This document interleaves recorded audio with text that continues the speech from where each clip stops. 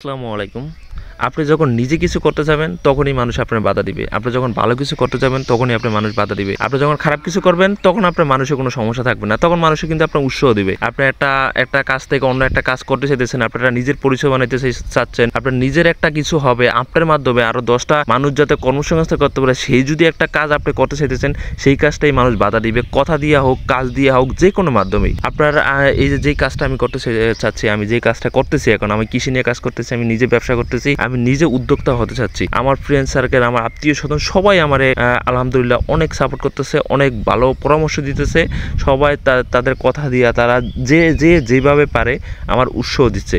কিন্তু তার ভিতরে কিছু কিছু মানুষ আছে যে মানে এমন কথা বলে যে আপনার মনটা ভেঙে যাবে। তো আর তারা যদি ভাই হাজারো কথা বলে, হাজারো চেষ্টা করে যে আমার লক্ষ্য যেটা আছে ওইটা থেকে পিছিয়ে সরানোর জন্য, হাজারো চেষ্টা করে, হাজারো মানুষ যদি চেষ্টা করে, আমার লক্ষ্য যেটা আছে আমি সেটা করবই ইনশাআল্লাহ। আল্লাহ যদি আমার বাঁচিয়ে রাখে। মানুষের কথা এগুলো আমি ধরি না, জাস্ট এগুলো শেয়ার করি কিসের জন্য, মানুষ আসলে বোঝা উচিত যে আসলে এটা করা ঠিক না।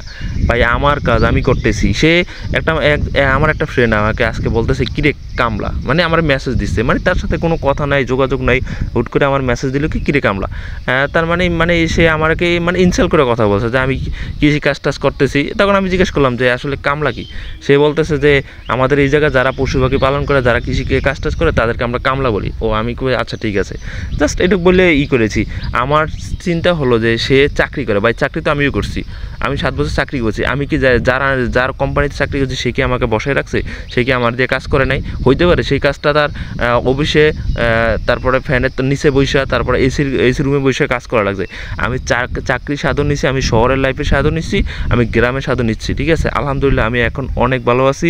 আমার যে লক্ষ্য, আমি যদি এই লক্ষ্য নিয়ে কাজ করতে পারি, তাহলে আমার জীবনে ইনশাল্লাহ আমি অনেক কিছু করার সম্ভাবনা আছে। এই জায়গা থেকে চাকরি করে এটা কখনো সম্ভাবনা নাই। তো যাই হোক, অনেক কথা বললাম। তো আজকে হচ্ছে আমাদের যেই খামার দেওয়ার পরিকল্পনা করতেছি ইনশাল্লাহ, সেই খামারে আজকে আমরা গাছ কাটা শেষ, এখন গাছ আমরা মিলে নিয়ে যাব, এগুলো ভাঙা লাগবে। আর আমাদের নেক্সট পরিকল্পনা হয়েছে আপনার আমাদের গরু খামার থাকবে ইনশাল্লাহ। তারপরে আপনার ছাগলের খামার অলরেডি হয়ে গেছে, আপনার কিছু ছাগল আছে।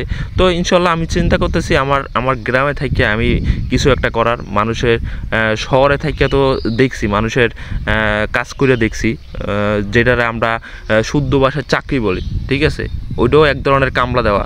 ভাই তুমি আজকে বলতেছো আমি আমার নিজের কাজ করতেছি, সেই জন্য আমাকে কামলা বলতেছো। আমি তো অন্য অফিসে কাজ করছি, তখন তো তুমি আমার এই কথা বলো নাই।